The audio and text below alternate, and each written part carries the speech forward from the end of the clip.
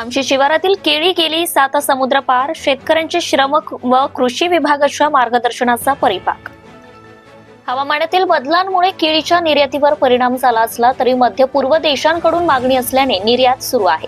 2025 मध्ये केळी भारताचे सर्वाधिक निर्यात होणारे फळवर्गीय केळी पीक ठरले आहे, ज्यामध्ये इराक, ओमान, इराण, UAE यांसारख्या देशांमध्ये मोठी मागणी आहे.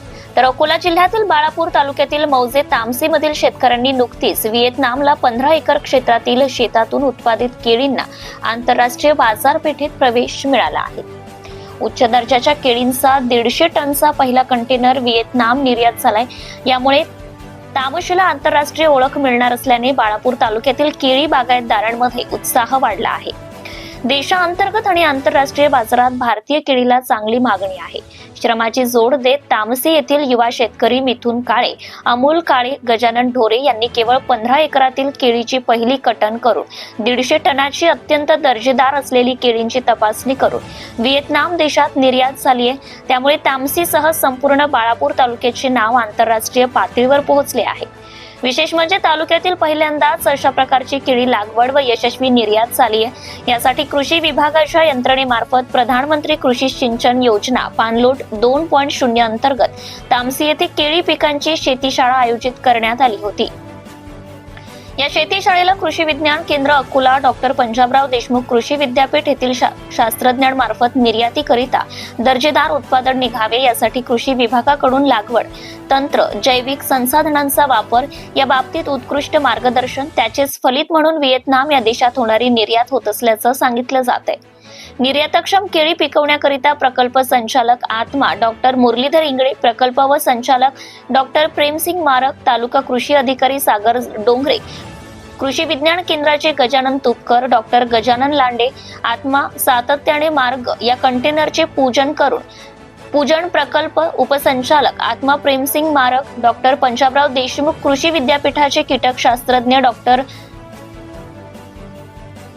डॉक्टर गजानन लांडे, आत्मा यंत्रणाचे VM शेगोकार, मंडळ कृषी अधिकारी रामेश्वर मोरे, सहाय्यक कृषी अधिकारी ऋषिकेश गव्हाळे, पाणलोट सचिव सुधाकर केणेकर यांच्या हस्ते गणेश पूजन फीत कापून करण्यात आले आणि तो कंटेनर आखाती देशात निर्याती करण्यात आला. सत्यशोधक न्यूज चॅनल करिता राजकुमार चिंचोळकर, बाळापूर तालुका प्रतिनिधी.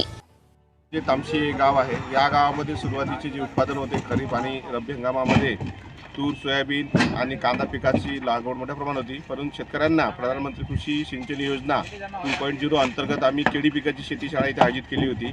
या शेतकऱ्यांना शेतीशाळेच्या माध्यमातून कृषी विज्ञान केंद्राचे शास्त्रज्ञ, विद्यापीठाचे शास्त्रज्ञ यांना 6 सत्रामध्ये वेळोवेळी लागवडपासून तर काढणी पश्चात तंत्रज्ञानापर्यंत आम्ही यांना मार्गदर्शन केलं.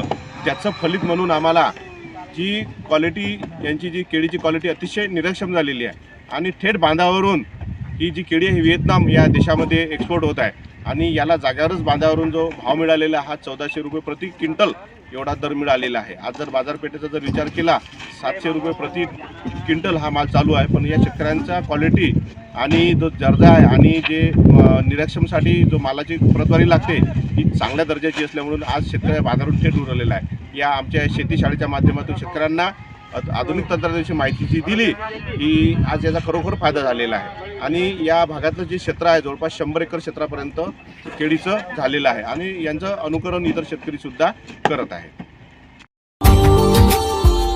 Subscribe now and press the bell icon. Never miss an update.